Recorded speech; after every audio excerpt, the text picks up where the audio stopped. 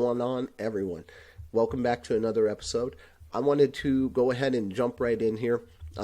Previously, we went over where I had come in the last week plus while I was away waiting to catch up and come live, and we created a guild. So I've got the guild running. We've got a couple of people in here. We've got 4 at the moment. We need 11 to keep it going, but I haven't gotten the mail yet that says that it's going to disband me. So we're going to keep this thing rolling. Come on over and join us. I've invited a bunch of people, just kind of waiting for everybody to trickle through at this point. Hopefully I can keep it rolling, and it looks promising, I'll say, because I haven't gotten the expulsion email yet, the disband email. But I did want to show you here on these buildings. Let's start here. This whole episode is going to be about familiars. And familiars, this whole area is really valuable. I'm going to cut off at this building because it's not part of familiars. This is also not part of familiars, this and that.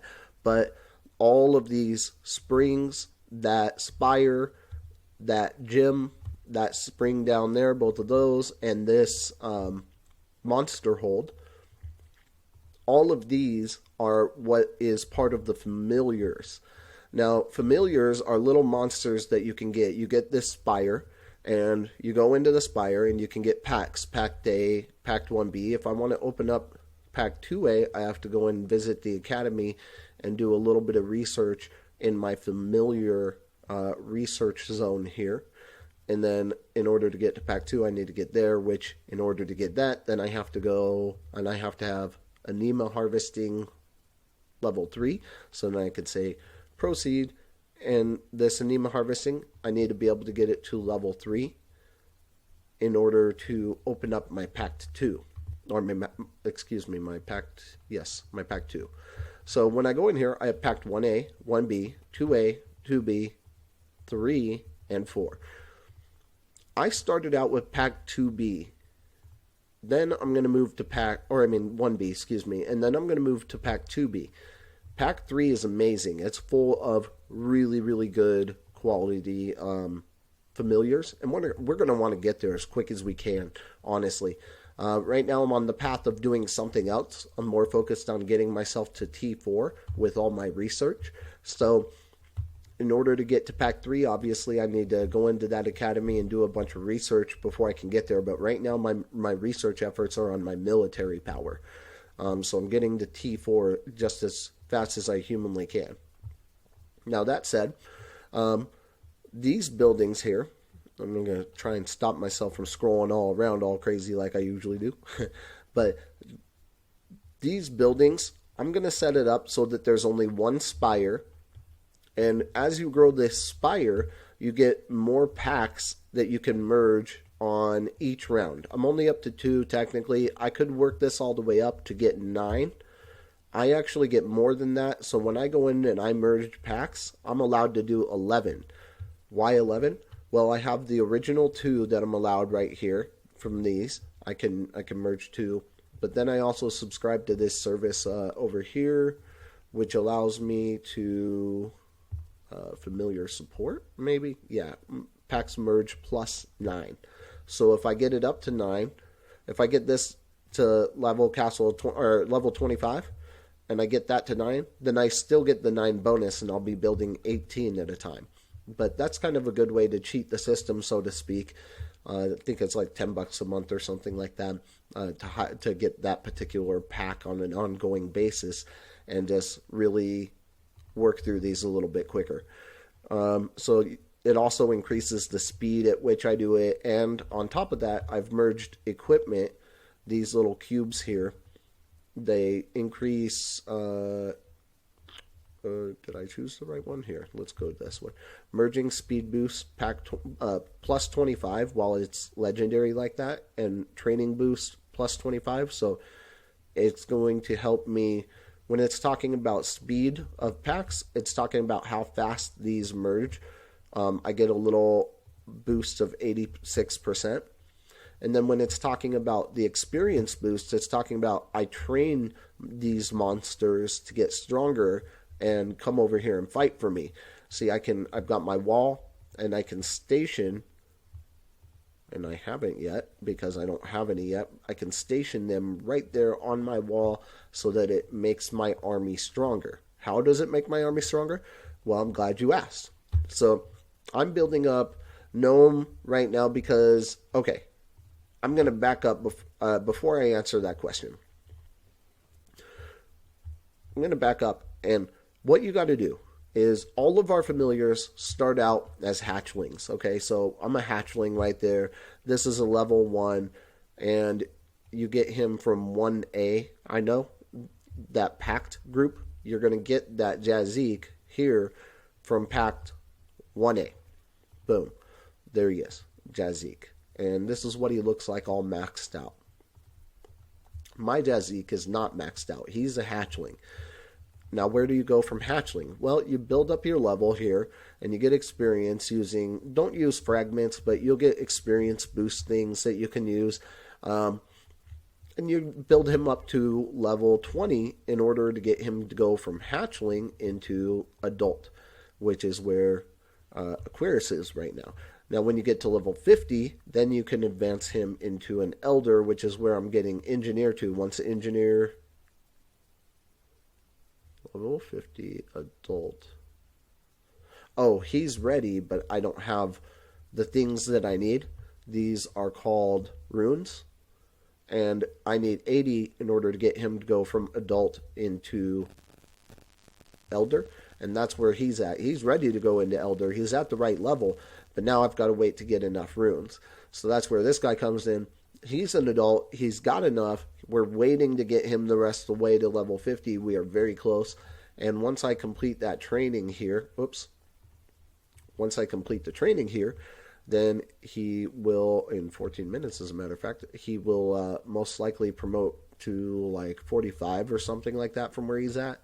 And then from there, I'll have a couple of things and we'll get him the rest of the way, right? Okay, so now you know they go from hatchling into adult, and then from adult into elder, which is where we're taking these guys right now. And so I had to stop here because he's level 50. I can't get any higher than that unless I advance him and promote him. But I still need a lot of runes. I still need 37 runes in order to make that happen. Now, what's up with these runes? Well, you get them whenever you merge packs. You need, the first one you get gives you the monster, and then for everyone after that, you need to build up to advance them to the next level. Now, they can also be used here, and you can use them to upgrade their talents. Their talents do certain things for you, like anema production is what you need that these springs build. You need that anema in order to actually build the pact. So when we go to pact 2, it says I need 110,000 anema in order to build this. And it says I don't have that right now, which is correct. I have some in my bags. But in any case, you need anema so that skill is going to help you build anema faster. This skill is going to give me something called refresh. Now, this is Aquarist. He's in pact 1B. I went after him first because that skill I was just showing you is right here. You see this? You're going to get that once you get him to adult. So you have to get enough runes to get him from hatchling to adult. You got to get him to level 20 before that can even happen. And then if you have enough runes, you can do it. And then what does that do? It gives me 50 to 85 stamina. Stamina, to remind you, is this stuff up here, which we use for the hero stages. It gives me that every 14 hours and 30 minutes. So when I use it, it sets a timer for 14 hours and 30 minutes, and then it allows me to get somewhere between 50 and 85 when I say use. It's going to randomly give me between 50 and 85. Now, when I go in here and I upgrade that, obviously, it's going to give me a lot more. So if I say upgrade and this gets all the way to level 9, well, boom, then I get the 55 to 90. And then when it's maxed, I get 60 to 120 every 12 hours. So twice a day if I time it right. If I'm awake for pressing both those buttons, then I get every 12 hours I get between 60 and 120. So at least 60 twice a day means that I'm filling that entire stamina at least once per day. If I'm lucky, I could fill it twice per day and get a whole bunch of extra out of that. That's not the case, so it is what it is. But let's see. I got caught up in the conversation up there. But yeah, so you're going to want to build these guys up. You're going to want to use the right things to build them up. You're going to want to use fragments to build up their skills, but don't build it up till it hits that lock. That's pointless. I need to upgrade my familiar to level 55. Before I can do that, he's got to be an elder, and before I can do that, I need enough runes. So then I went on to the next guy. I built him up to level 50. He doesn't have enough runes in order to do what I want with him. Now, this guy is 1A, and why I got him is increasing infantry attack. I'm going to keep building up his army talent. Aquarist has an army talent too. At the start of the battle, reduces enemy army max health by 1.5% and 15% here at level 10. So in order to unlock that, I need 40 medals there, or I need 40 of these bright talent orbs that I can collect in hell events. I can purchase them in packs. I can buy them with gems in the gem mall. All sorts of ways to get those. My favorite way is just to you get them in hell events, because that's basically free using your other stuff, and then you can get further. But right now he's not elder, so I can't unlock him. Same thing here. Infantry attack increases by up to 15%, but I can't unlock him yet, even though it's only 20, because he's not elder yet. This guy is probably going to be first because he does the same 15% attack increase. When we're talking about like what skills we want to increase for our infantry, range, and cavalry units, we want to increase their attack first, then we care about their health, and then lastly we care about their defense. So when I'm looking through all of these different potential monsters that I can train and what I can get out of them and what I can do with them. Ooh, I could get 5% ore production, or when it's maxed out, I can even get 25% more ore production. So I'm that much better at resource gathering. With him, I'll go here and I'll say, okay, I want overflow, and that refresh skill is genuinely nice to have. 1B and 2B are going to both have like a little extra bonus on one of their familiars. This one's Aquarist. The other one, I believe, is Pyrus on 1B. And he's fun because then you can attack people even if they're shielded. And that's a lot of fun to do. So you want to save a couple of things here. Big things that you want to save. The runes. Don't spend runes on your skills.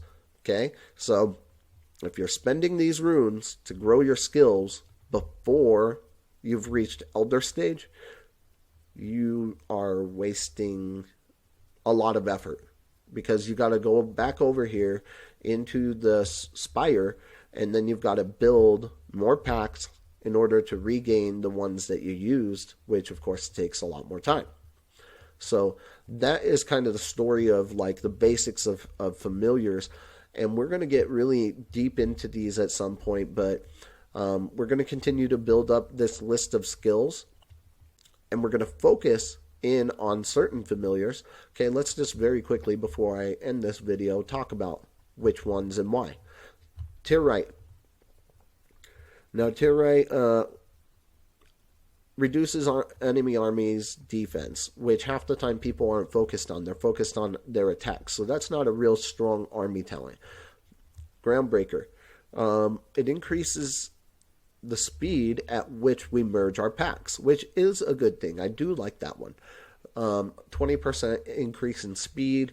It's not necessarily worth it to go after, but when you're going after a different one in 1B, or I mean in 1A, like for example, in 1A, I am going after Engineer because he increases my infantry attack. So I will subsequently, every time I build packs for 1A, Sometimes I'll get the ones I'm aiming for, but other times I'll get a bunch of these other ones. And so inevitably, I'll be giving them what they need to keep building.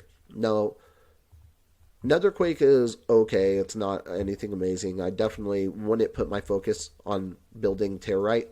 You get a minimum of so every 4 days, or at max every 1 day, you're going to get 3 random amounts of fragments, between 5 and 30 fragments, and that's just once a day. It's really nothing at all. I mean, it's just not impressive, period. So that's my opinion on that. Any kind of resources, I'm just going to tell you now. I'm going to skip all the rest of these types of conversations, and I'm just going to tell you. Any types of resources, no, not going after it. Not at least in the beginning. There's just better things that you can put your time toward. If you're a free-to-play player and you're trying to make a hyper, maybe you have a different story. But in this case, for us pay-to-play players, we're going after accounts that are going to make us more powerful in battle. Now, this does reduce the enemy infantry defense, and that's nothing really amazing. I'm going to go through these a lot quicker because I just realized we're 16 minutes in, so I'm going to get rolling. Here's the bottom line. Familiars are awesome, and depending on what you want to build, there's at least one familiar for you to focus on in 1A/B or 2A/B, or definitely by 3 and definitely by 4. There's just a ton of benefits. So let's look at this.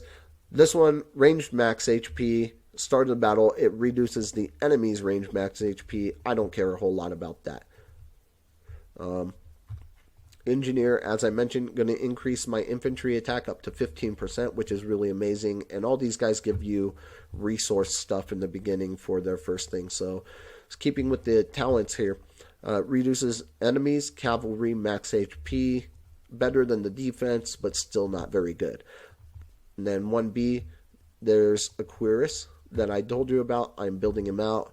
This is actually a reasonable, because it reduces the entire army max HP by 15%, which is reasonable, but it's still not my number one priority as far as the army talents.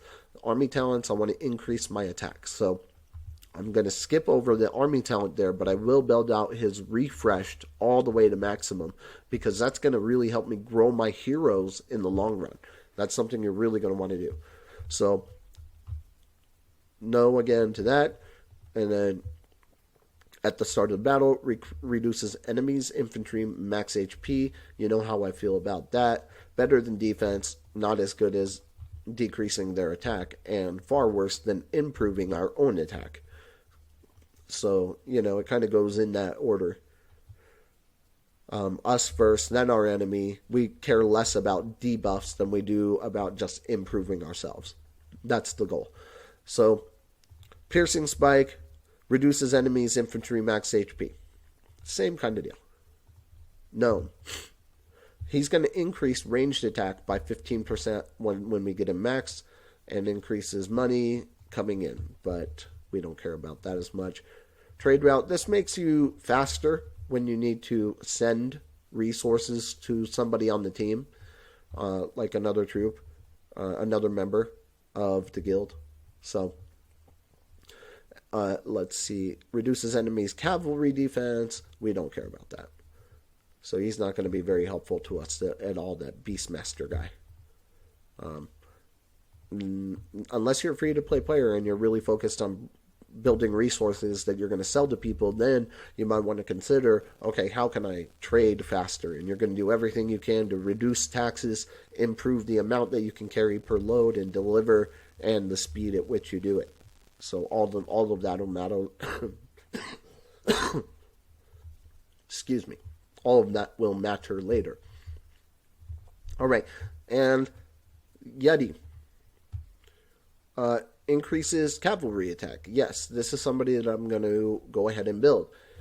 These are cheap and easy. So here in the beginning, when I'm doing, for example, engineer, and I'm trying to build these up, these are very cheap and easy right now. Matter of fact, I'll just go here, show you real quick. When I do it, it's only 20. And then to go from level 1 to level 2, it's going to be I think even less at first, although by the time I'm going to level 10, it'll be much more. It'll be like 80 to go to level 10. But for now, you want to save those. You want to save your runes. You don't want to spend those. You want to build the right people, the right monsters. And you want to build the right buildings. I only recommend one of each of those. The rest of them should be springs. Why springs? Increase. Once you get to 25, it's going to help with skill stones, which I don't care about very much. But once you get to 25, you're going to have a 20% boost per building. So that's, 20, 40, 60, 80, 120% faster than it normally would be. So obviously it can't you can't go over 100%. I don't know how they do their math on the back end, but I do know that's basically how it's going to benefit you the most, getting these packs merged and put into your inventory and built up as fast as you possibly can. So that's going to be what really helps you. Plus those produce anema, right? So you constantly are going to be needing to store and build more. And when you do research, it takes up some of that anema too. So that's something that's going to really benefit you, having all those. You'll get some extra in the cargo trades. You'll get anema in those. Look, you get bright talion orbs sometimes. And when you do, so for example here, then it's going to put it in my bag, and I can continually use that anema out of my bag once I run out of it up here. But if I'm constantly out of it up here and I'm constantly using it out of my bags, then I have a different kind of problem. So that's it for this one. I appreciate you guys stopping in, and that's about all the detail I can get into on these familiars. But if you like the video, please give me that thumbs up. I appreciate your time, and I will catch you guys in the next one. See you then.